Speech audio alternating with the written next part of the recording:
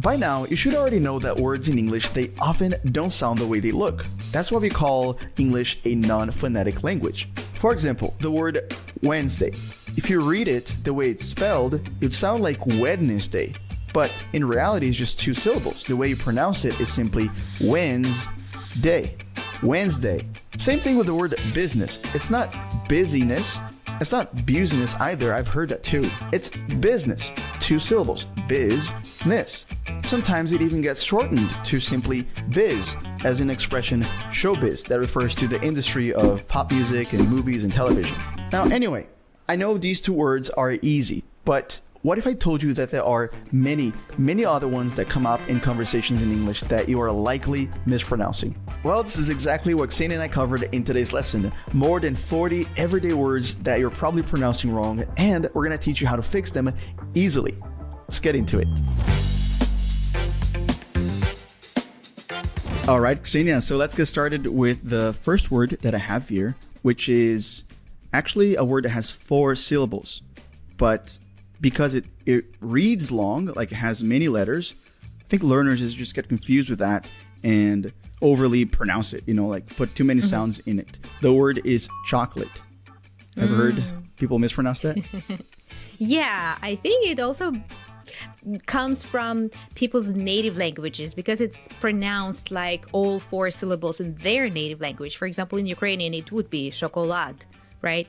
Maybe it's because of that. But in English, I know it's chocolate. Very short, right? Yeah. Just chocolate. Well, in Portuguese as well, we say it like that, like a chocolate. For all of you guys watching us, listening to us, think about it. Like maybe it's for that reason, right? Same thing about another word like a favorite.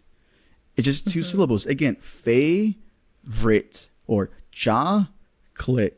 Chocolate, favorite. And this reminds me even of a movie. Do you know Forrest Gump? He talks about a box of chocolate. Box of chocolates, yeah. Life's like a box of chocolate.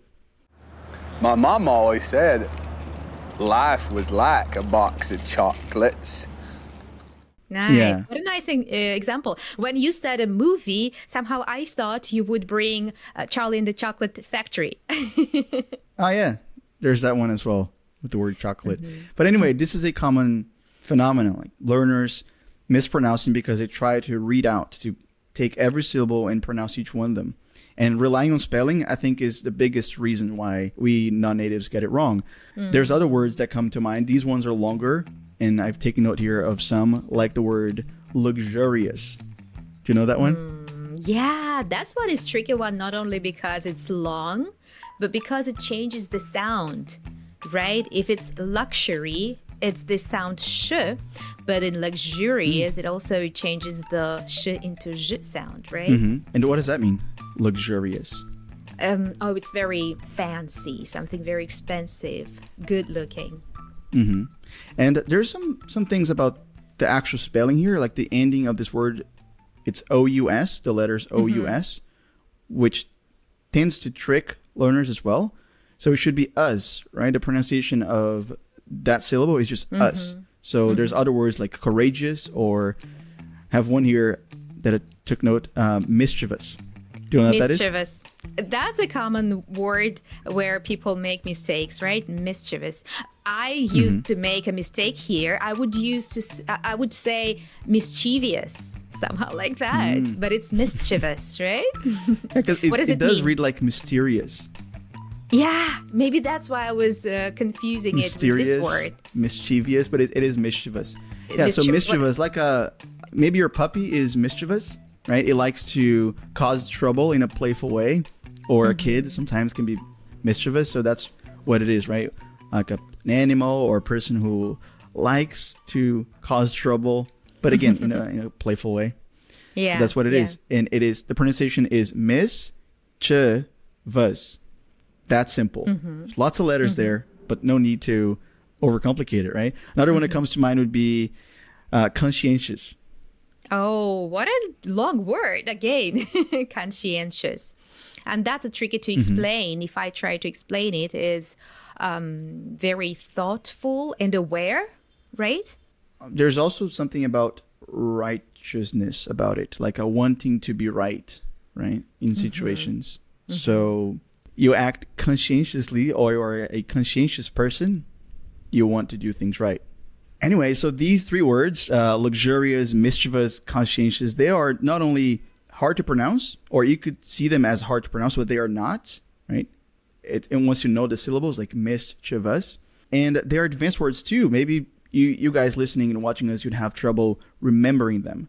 And that's why we put all of these advanced words in the app as flashcards. If you unlock this lesson and you watch it on the RealLife app, you can save all these expressions and practice them later. And practice not only remembering the meaning and not just checking if you remember the meaning of them, but also the pronunciation. So this is a great way for you to master these words and master the pronunciation of them as well. Unlock this lesson for free right now if it's your first one by clicking the link in the description below, or you can simply search for RealLife English on your favorite app store.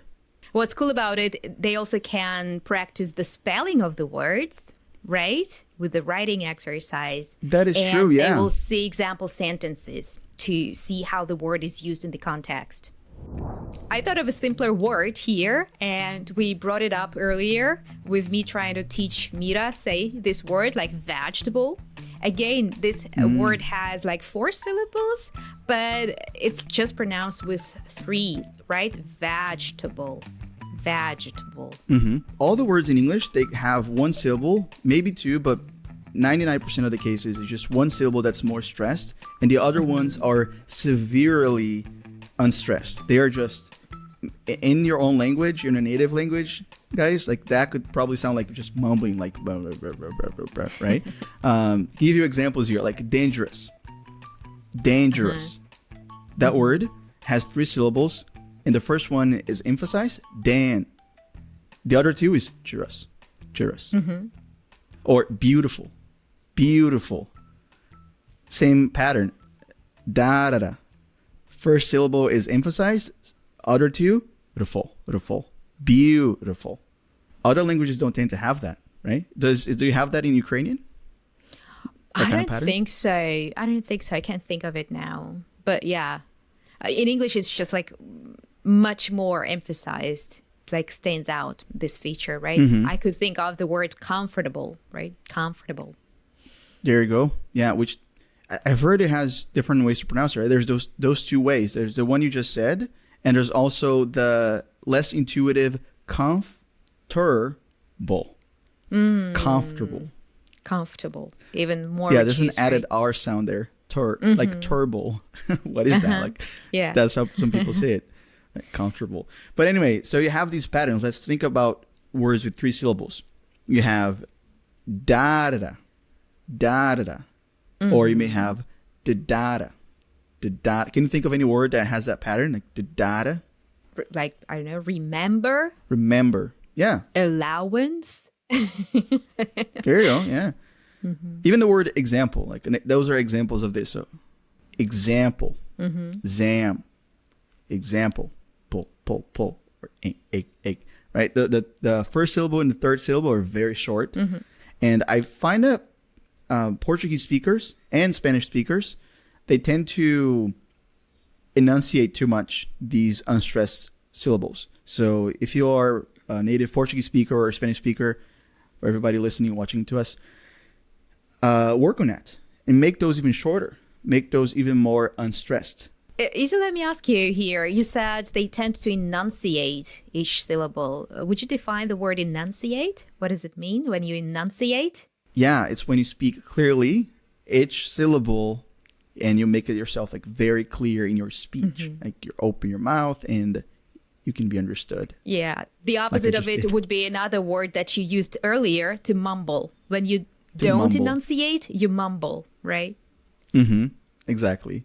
So you don't need to enunciate everything because that's not how English sounds. You sort of mumble the unstressed syllables, and we can understand it. You can understand based on this sort of pattern. I can guarantee you that. Like all of you guys listening, the word understand, for example, it's the third pattern that I wanted to mention. It's like da, understand. Like, you don't care so much about the first syllable or the second, like understand. You rely a lot on the third syllable for understanding the word understand. I thought of this difficult word, picturesque, right? Picturesque. There you go. Yeah. Anyway, so if you understand these patterns, it becomes a lot easier to pronounce words correctly because you know where the pattern is and you're going to make yourself be more understood more easily. So I have a challenge for you here, Ksenia. I have 6 words that I'm just going to say them, and I want you to tell me where the stress is by doing the data, or the da. Can you do that? Okay, let's do this. Okay. Photograph. Da-da-da. Photography. Da-da-da-da. Yeah, photography has 4 syllables, right? Yeah, you got it. Photography. Not 3. There you go. Yeah, but that's interesting, right? Because like in photograph, it's almost the same word, but the emphasis is on the first one. Photograph, photography, or photographer. Anyway, moving on. Prosperous. Da-da-da. 23. Da-da-da. Yeah. Yeah, it's just like there is a main and secondary stress, I guess. 23, like da-da-da. The main stress falls on the last syllable, right? Yeah. Yeah, because it's nice to emphasize a little bit the 20, right? But still, it is less emphasized than 3. So if you think about the word chunk 23, and you're saying it, you're reading it, you're speaking English, and you have this sort of a composite numbers, like 35, and that, you want to make the last word or last syllable stronger. So 25, 23, Yeah. 29. In this set of words, I really like the word prosperous. It means wealthy. Oh, yeah. Yeah, it's a more advanced one. Yeah, prosperous. Like a prosperous family or country or person, right? But anyway, I have just 2 more. Candidate. Da-da-da. Yeah. And one thing that is interesting about this word that is often mispronounced as well is the last syllable, because it's date, right? But you don't say date. It's dit, right? Candidate. Candidate. Or even candidate with dropping the D in the middle. Candidate. Yeah, because of the ND, right? And finally, overcome. Overcome. Da-da-da. Yeah, the way I pronounced it could sound like that. But maybe overcome. Overcome. In that we sense, check? would be da-da-da, right? Overcome. I would say overcome. Yeah, Overcome. I think it's like a overcome. If you say overcome, it sounds like you're saying overcome. But if it's the single word overcome, the emphasis is on that last syllable, I would say. You want to check? Overcome. There you go. It says overcome. This word, by the way, reminds me of the song We Shall Overcome. I think I heard it in some movie because it is related to the civil rights movement. So it was popularized during those times. So it's something from the cultural thing. We always like to learn about culture when we learn about language, right? So you guys can check it out. So many reasons to learn about culture. Because I think not only a lot of times you need culture to understand what's going on, right? In a conversation, you may understand all the words, but you still don't get exactly what people are talking about because you may be missing the culture. But I also think it helps you remember stuff. Like life is a box of chocolates. Like if you remember that because you like the movie and movies are culture, then it's easier to remember the correct pronunciation, like chocolates. It's plural in that case. But anyway, and I think that's how we learned it too, right? I could say, because I know back in college, you'd read a lot, right? You'd be really into literature. Am I right? We would read, we would act out dialogues, and we would do a lot of mimicking, and those patterns, they sometimes would come from the lyrics of the songs, or some popular proverbs maybe. And same thing with me. I mean, not so much with all the reading, but I would say with movies and TV series. So there's the presence of culture in our learning. And guys, if you want to do just like Ksenia and myself did and use culture as a foundation for your English learning, you should know that every single week we make lessons just like this one, filled with real life stories of real people or of movies, TV series, music, pop culture, and all of that. So subscribe to this channel if you're watching us on YouTube, or follow us if you're on Spotify or Apple Podcasts, so you don't miss any of our new lessons, and you can become a confident, natural English speaker just like Ksenia and I. Now, I do have a new set of words here, Ksenia, that are more related to unclear vowel sounds. And to start this little segment here, I have a clip that I want to play with a guy that has become really popular. He's all over Instagram. His name is Bobby Finn. And I know I've already played a clip from him in a previous lesson, but this is another clip that I think is just really funny. And it shows this inconsistency of the English language when it comes to pronunciation. So let's check it out. So this word is one, which means this word is bun. No. Why would you think it's bone? You know, see how it's because it's one with a B. Bone. That's why. Okay. Which means this word is Don. no. It's done. You know, see how it's because it's not the same. That's why. Okay. So obviously this word would be So it'd be Zun. no. Why would you think? Let's take a step back. This word is One. which means this word is Gun. no. It's gone. You know, see how it's because it's one with a G.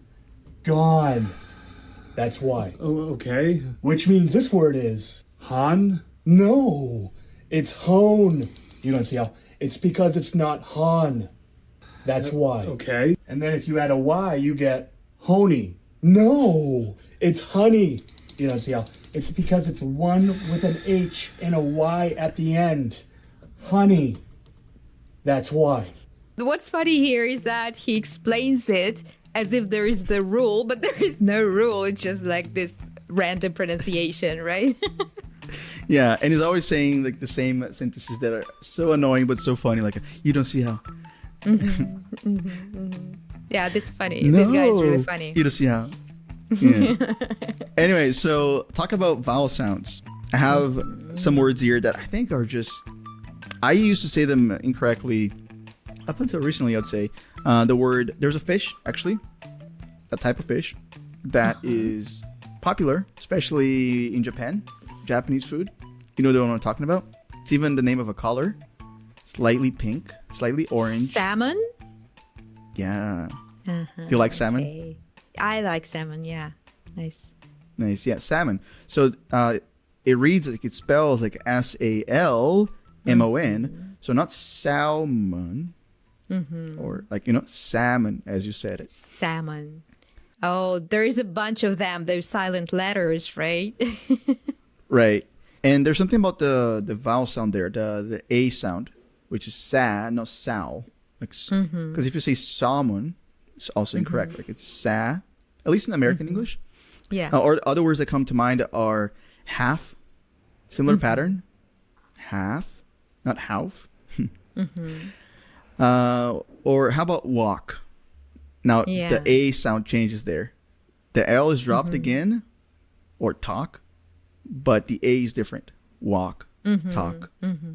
There are lots and lots of words like that, right? And it's not only the L, which can be silent. There are also words with B or T letters, which are silent. Like, for example, right now I can think of climb, which is a common mistake. People would say climb with this B at the end, but it shouldn't be there, right? Or debut with the T at the end. But yeah, but that's because it's a French word. And so according to French rule, it doesn't have that sound at the end.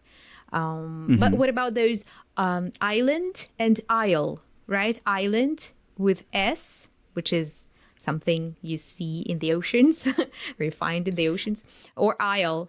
And it's crazy. Like isle and island are the same, right? But what's crazy is that island is such an easy word to say, to pronounce. Island. It's like I, like me, land. And yet, when learners, non-natives, like my students, they see the word, they get confused. They're like, how should I say it again? It's like island. It's two syllables. Island, right? Anyway, but you mentioned debut, and that's a French word. Isn't it? Yeah, but is. It exists in English. And there's all these different words that sound quite foreign to me. For example? And they are tricky to pronounce. Yeah, like facade. I think that's French too. Right? Yeah, facade. Facade. What is that? It's the frontal part of the building. There you go. And debut, by the way, what is that? We didn't define it. It's something that you do for the first time. For example, there is a play and you are a young actor and you make a debut. So you play for the first time. You appear in the movie for the first time. Yeah. How about the word albeit? Is that English? I mean, it is English, but does that come from English? Because it does sound like you're saying 3 words in one, like albeit. Maybe that's what's happening here.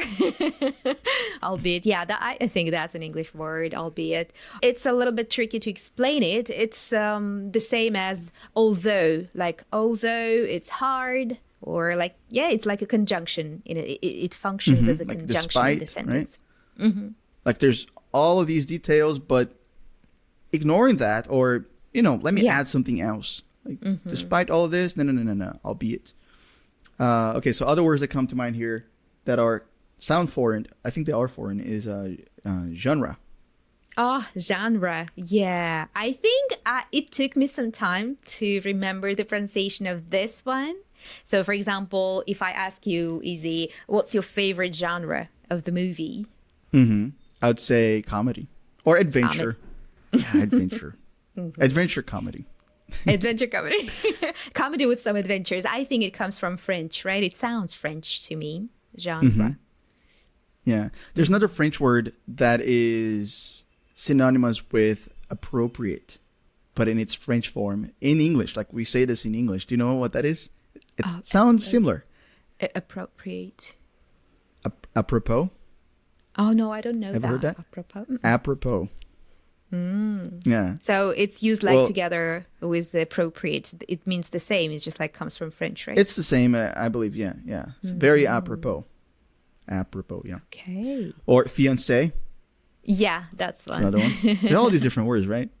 Anyway, is entrepreneur a French word as well?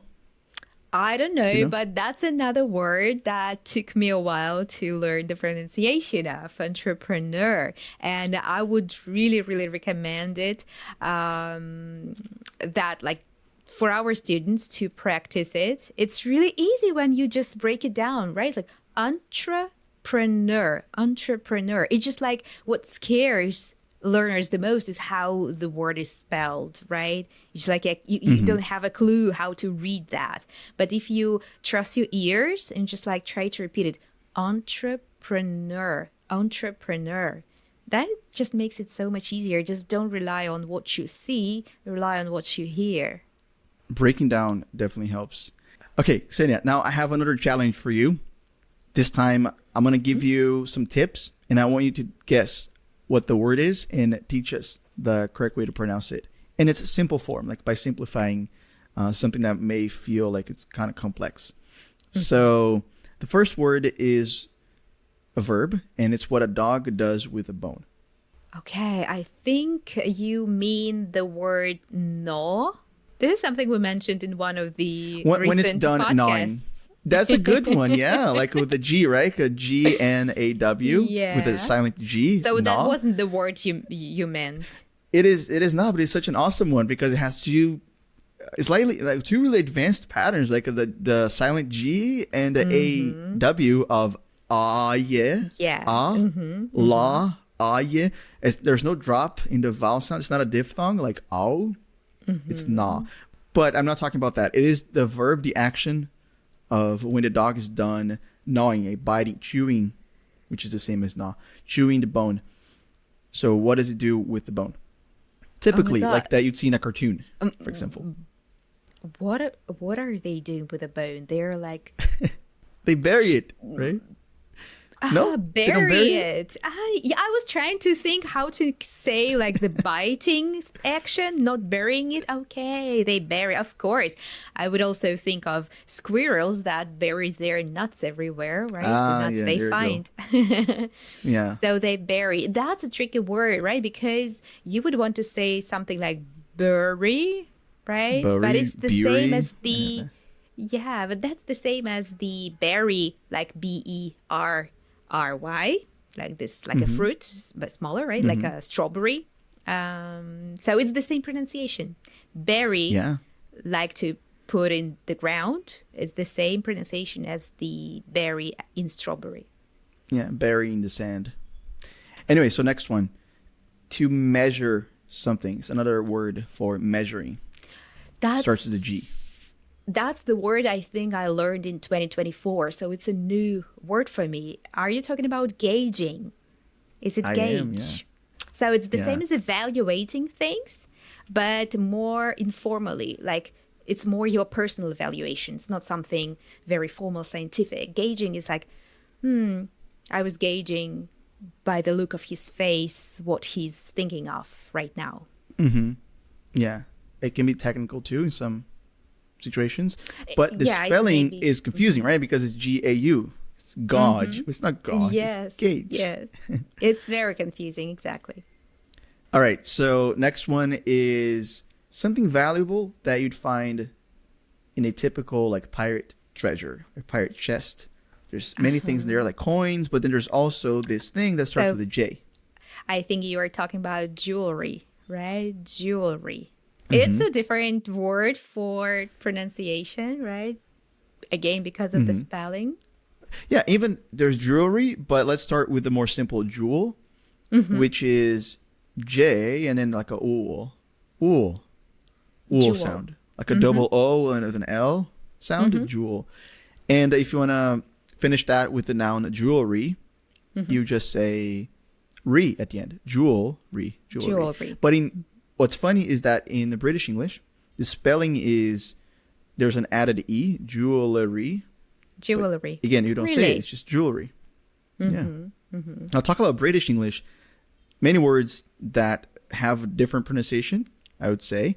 Right. So we're talking a lot about American English here, but some words that come to mind that are just really different is the word schedule.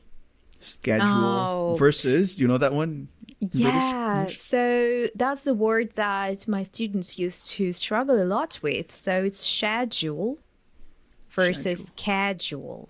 So Yeah. this is British and American variants, either schedule or schedule. But this is such a common word nowadays, especially with all the international companies, so British working with Americans, that I hear that it's become more universal to say schedule. As if in my experience, I hear schedule more than schedule. What about you? Well, I hear schedule a lot because I'm Yeah? in contact with all this media from the United States, right? So I would say, but let's say you're late. You have a schedule, and you are late to do something, and there is all these people in front of you who came first, and you are like in a line. You are but in the British queue. English, It's the there queue. you go, yeah. You know what's funny? This is the word that I would confuse with the word key. Do you know the word key? This Q-U-A. Oh my God, help me spell it. A-Y, something like that. Like, which is by the water. This is something you have by the water. Q-U-A-Y. This is key. But you are talking about queue, and queue is the line. Yeah, so we're talking about a queue. In a queue, which sounds like a C-U-E, a queue is a line in American English. Right? There is another word like cue, to give cues in English, right? C-U-E. C-U-E, same pronunciation. Yeah, British English has all of these different words, I would say. And even one that comes to mind as well, it's like a name. I think it is a name, but it is also has a meaning that I want to challenge you to see if you know the meaning of that. The word is Earl. Earl. I know this because that's my favorite type of tea. Earl Grey. Right? Tea, like the drink, the beverage. Yes. I mean, If that's the same word, do you spell it like E-A-R-L? Earl? yeah, No? in English, Earl, Yeah. And it's also a name, like the actor James Earl Jones, who did the voice of Darth Vader, Mufasa. Oh, I didn't know. Lion But King. the Earl is just like this status. It's just like a prince. There is Yeah, there you go. Yeah, all it's like those royalty, right? royalty Especially- names, right? Because I mentioned British English, and it's common in England. I would say, like I have the Count, what else? The Duke, Like Duke, and all these Duchess. positions. the Earl. So that's what it is. Yeah, Earl. So this makes me think of the dark L sound that is so difficult for learners too, right? Like I would say the word, there's the word world. World is Has a a dark very L there. difficult word to pronounce, right? Especially for Ukrainian learners, because we don't have the sound W, this for W. We don't have it. So this makes it difficult for us. Then this combination of R plus L, right? World. And then it ends with D. Lots Yeah, and it lots. can be easy though. Like you can make it easier, and that's the whole point of this lesson as well. Like to break it down and make it easier. So it's like were, then there's a dark L, which you have to master it. But you can master it in a more isolated way, like la la la la la. But it's that sound that comes before you actually put your tongue out, like la. It's and then a D sound, d, old, world, or old. So some words to practice, right? Girl, Bold. bold, yeah, bowl, like BOWL. And finally, I did have. We're talking about British English, which is interesting, and I took note of a word here that is a proper noun, right? Proper noun refers to real people, real places, right? Words that refer to those things. And these are the words ending in sure, SHIRE, sure, like Worcestershire. Yeah, Do you know that one? I heard a lot that people struggle with that. Even native speakers, right? Yeah, even natives.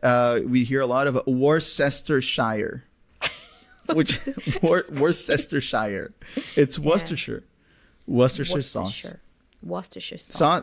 It's a sauce, right? It's traditional sauce. All right, Ksenia, this was a lot of fun. And guys, as we like to say on this podcast, no matter what divides us, that which unites us is far greater. 1, 2, 3. Yeah. And guys, if you're enjoying and learning a lot with these lessons, please support us by subscribing to this channel on YouTube if you're watching us here, and hitting the bell down below, because this shows YouTube that you found this lesson valuable and help other learners find this content easier. Finally, if you are not watching this lesson on the Real Life English app, what are you waiting for? This is the best way to gain confident, natural English with these lessons. You can unlock this lesson for free by clicking on the link in the description below. I want to start today's lesson by sharing what I think is a little bit of a controversial remark. Okay. What is a controversial remark? So there's two words there. Controversial refers to something that produces controversy, that produces disagreement, debate, arguments. And remark is simply a statement, something you say as a comment. So yeah, I think this is a controversial remark because we always hear that confidence is important, like should be confident and all that. But I have come to accept, after fighting it so much, that confidence is overrated.